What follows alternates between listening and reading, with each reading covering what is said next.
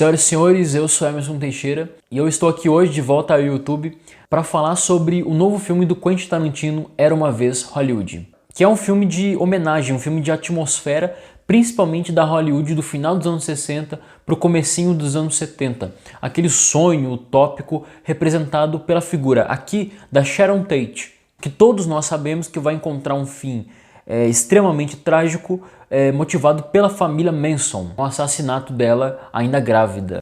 Sharon Tate, no caso, que era a mulher do Roman Polanski, o diretor. Mas antes de falar sobre o filme em específico, acho importante falar sobre o diretor Quentin Tarantino e a minha relação com ele. Pois eu conheci o Quentin Tarantino de maneira um pouquinho diferente da maioria das pessoas, principalmente aquelas que eu converso. O Quentin Tarantino é um diretor que surgiu nos anos 90, junto com diretores como, por exemplo, o Hal Hartley, o Wes Anderson, Paul Thomas Anderson, Todd Solondz, por exemplo. E todos esses diretores têm em comum uma inspiração muito grande no próprio cinema. Eles fazem uma colagem de diversos autores que foram imprescindíveis para a história do cinema, como por exemplo o Paul Thomas Anderson é um discípulo do Robert Altman. Essa coisa de narrar várias histórias e tal vem muito do Robert Altman. O próprio Akira Kurosawa, que inspirou bastante desses diretores que eu citei aqui.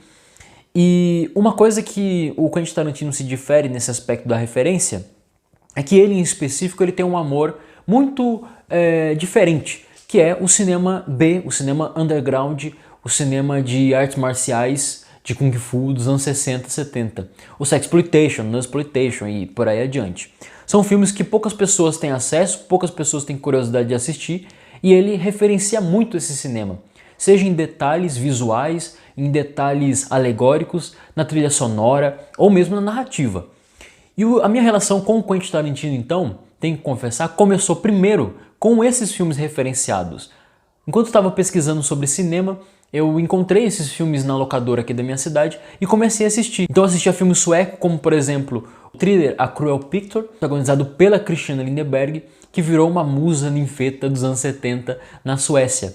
Inclusive nesse filme tem o tapa-olho, é uma menina que é explorada, violentada, sequestrada e depois ela vai se vingar dos capangas que fizeram isso com ela. Tem um outro filme chamado Cidade dos Gigantes, onde o Quentin Tarantino vai utilizar aquela música principal do filme numa prova de morte. Um filme de Kung Fu, 5 Dedos de Violência, que é um filme também, o Shia, os personagens duelam com aquela quebra total da gravidade, subindo pelas árvores, pulando, voando, enfim. O Escola da Besta Sagrada, né? Nunsploitation seriam filmes extremos, sexuais, que se passam dentro do convento. Então são filmes também muitas vezes trazem uma reflexão com figuras como, por exemplo, o demônio, o pecado e a própria sexualidade, principalmente feminina. E esses filmes aconteceram no mundo inteiro, como por exemplo no México, eu trouxe aqui uma referência de um filme chamado Satânico Pandemonium. E quem faz o demônio nesse filme é um ator chamado Henrique Rocha.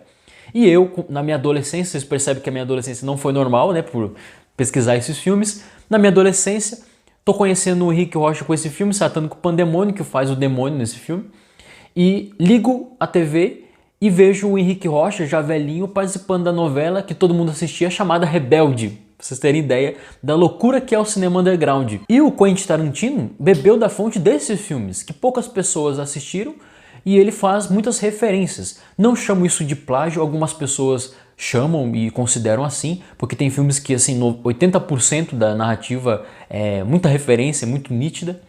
Mas eu não vejo não, eu vejo o Quentin Tarantino e me identifico com ele pela questão do autor que ele é, do ser humano apaixonado por cinema que conseguiu fazer esse mosaico das referências estéticas, sonoras, de narrativa, enfim. Mas partindo dessa ideia, do seu novo filme, esse Era Uma Vez Hollywood, se difere de todos os outros trabalhos dele, que eu pessoalmente considero inconstante, e se difere pelo motivo de ser mais baseado na atmosfera e nos atores do que propriamente no roteiro. Isso tem o seu lado positivo, mas também tem os seus problemas. Então no primeiro ato nós somos apresentados a um personagem, quem faz é o Leonardo DiCaprio. O Leonardo DiCaprio, ele é um excelente ator que inclusive na sua própria vida ele teve que se desmistificar enquanto ator ao ficar muito conhecido fazendo Jack lá em Titanic, e ele consegue se adaptar a essa Hollywood e se tornar um ator tão bom que transcende muito essa popularidade que alcançou nesse filme.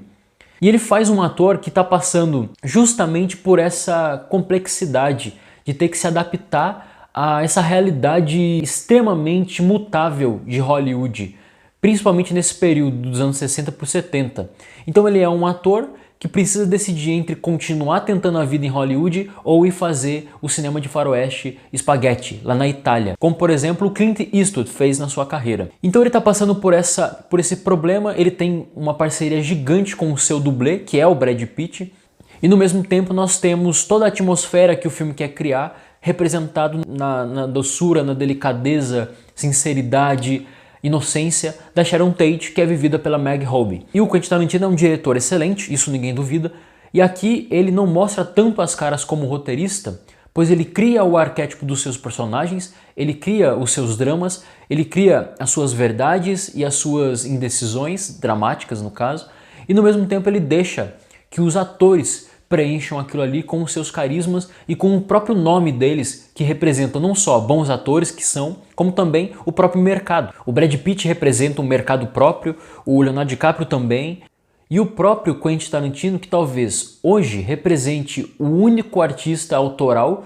que conseguiu se infiltrar em Hollywood e fazer filmes que, se não são totalmente alternativos, mas têm a ideia do autor ali, apesar de serem filmes para o grande público.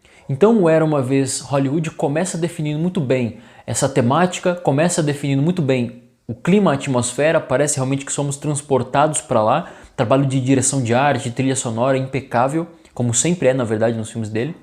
Mas no segundo ato nós temos um problema, onde o deslocamento dos personagens para o ponto A e o B não se encontra muito uma justificativa dramática. Como cenas separadas, cenas isoladas, o filme funciona muito bem.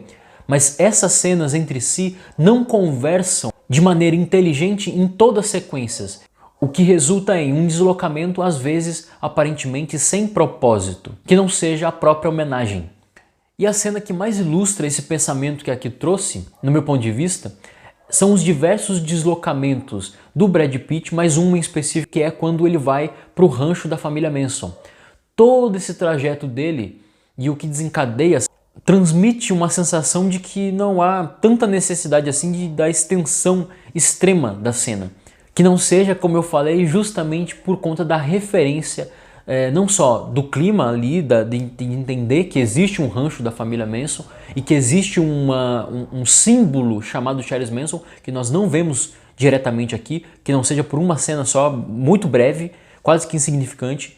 Então o filme é cheio de signos que não nos levam muito a muitos lugares, isso principalmente no segundo ato. Já no terceiro ato, quando o filme aparentemente corre para uma catástrofe que nós sabemos que aconteceu na realidade, que é a Sharon Tate sendo assassinada, ainda grávida, pela família Manson, o filme consegue subverter muito bem, que é algo que o Quentin Tarantino já faz com muita propriedade, que é pegar um evento histórico, subverter para encaixar no seu ponto de vista, geralmente que traz uma comicidade aliada com a violência extrema. E quando faz isso, esse filme aqui é perfeito. O terceiro ato é incrível e quando a derradeira cena se conclui, nós temos uma sensação de homenagem aí não só ao clima, mas à própria Sharon Tate e tudo que ela representava. E não vamos falar aqui sobre inocência, sonho, nós vamos falar sobre um ser humano que morreu diante a essa lamentável postura exibicionista de uma família controlada por um líder que fazia mais uma lavagem cerebral do que propriamente uma violência direta, o que é tão ruim quanto.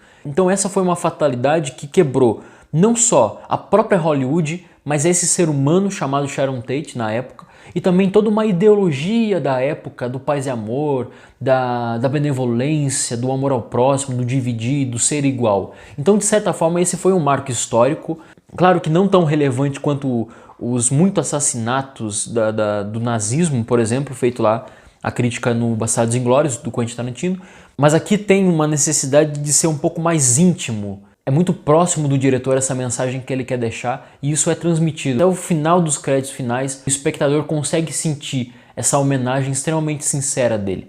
Não considero Era Uma Vez Hollywood um dos seus melhores filmes, principalmente em relação à atmosfera estabelecida no primeiro ato, a violência gráfica resultando na homenagem no terceiro ato e o sonho que esses atores ali, extremamente humanizados, representam para aqueles que querem ascender e se adaptar no meio profissional. Então é isso, essa foi a minha análise sobre Era Uma Vez Hollywood, o novo filme do Quentin Tarantino. Esse vídeo eu estarei postando no meu site, que é o cronologiadoacaso.com.br, que é um site de cinema alternativo, onde eu escrevo principalmente com o viés da filosofia, da sociologia, sobre esses filmes que amamos tanto. Nós temos também um podcast chamado Cronologia do Acaso, acessem se vocês tiverem curiosidade. Aqui no YouTube vocês podem me ajudar dando joinha para espalhar esse vídeo e se inscrever no canal. Sempre me sinto meio estranho dizendo isso, mas enfim, fica aí as regrinhas do YouTube. Isso aí, tchau gente e até a próxima.